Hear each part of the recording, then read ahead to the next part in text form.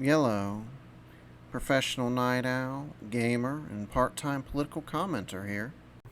Got a story for you about political foresight. But before we get going, got a couple of stories for you related to the topic at hand. One practical and one financial. Let's start with practical foresight.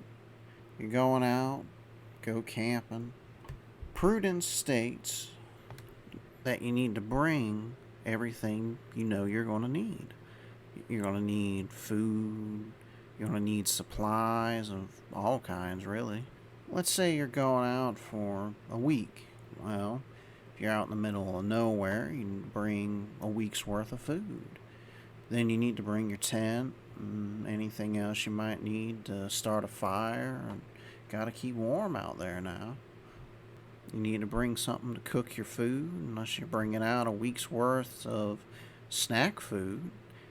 I've heard of people doing that. I mean, there's some healthy snack food out there if you want to. You need to bring a week's worth of water and something to protect yourself. There might be some animals out there that find your week's worth of snack food to be worth their time. As to what you bring, well, that's up to you. It could be some sort of spray, and it could be a firearm.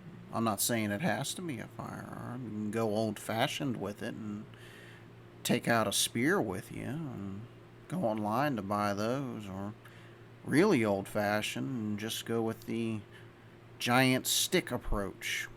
Or in absence of a large stick, you could take a rock with you, just to find a big old rock while you're out there.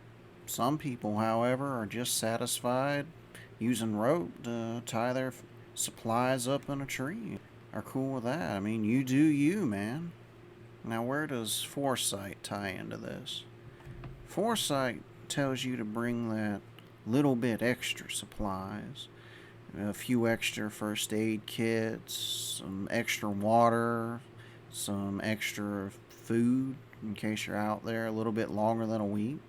You could get out there and some heavy rains come in and you're stuck out there for a while because the bad weather flooded out the roads and you're stuck out there. You might need a little bit extra supplies to wait for the roads to dry out so you can go home. Now let's move on to a story about financial foresight. That should be a little bit quicker. Let's say you're on a tight budget. Prudence says that you plan for everything you, to the best of your ability, know you're going to need. Foresight tells you to set a little bit aside for things that you need that you don't quite know about yet, like emergencies and the like. Now let's talk a little story about political foresight, down to the main event. Let's say you live in a country that has two political parties that hold a monopoly on your system, who at the end of the day are filled with politicians whose primary goal is to further their career in politics.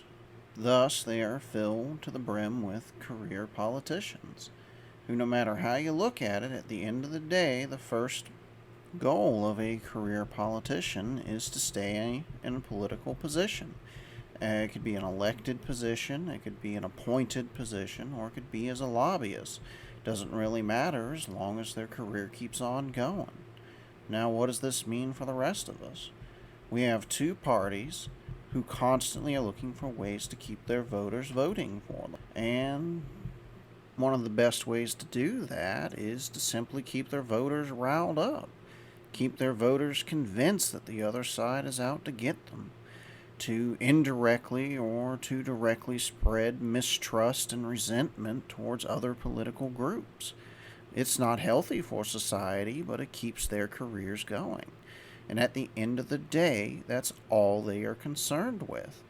Because to them, if it's for the right cause, they should really be able to do whatever they want.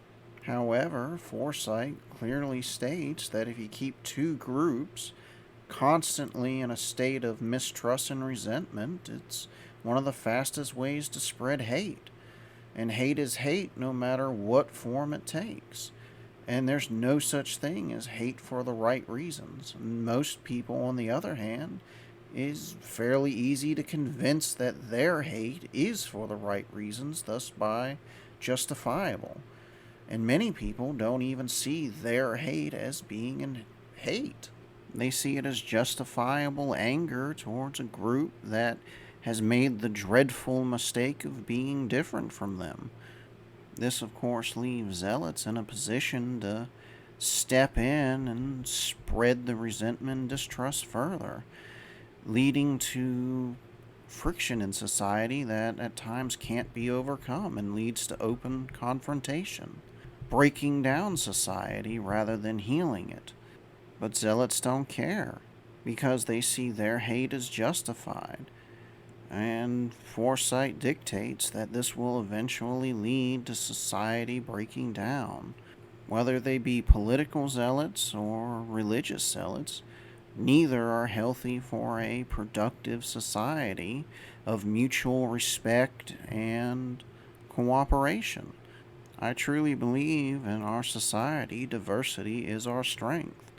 But at the end of the day, zealots, even if those zealots proclaim diversity is our strength, they can't truly tolerate true tolerance. They are by default intolerant of groups too different from themselves. While there are groups in society that are inherently toxic, diversity unfortunately creates an environment, true diversity, in which groups like that will arise. But zealots are never the answer, because zealots at the end of the day cannot accept true diversity by default of their intolerant nature. However, our political system as it stands, both major parties encourage zealotry in their most loyal. This will inevitably poison the well and prevent a truly diverse and united society. Well, that's it for tonight. Signing off and see you guys again sometime.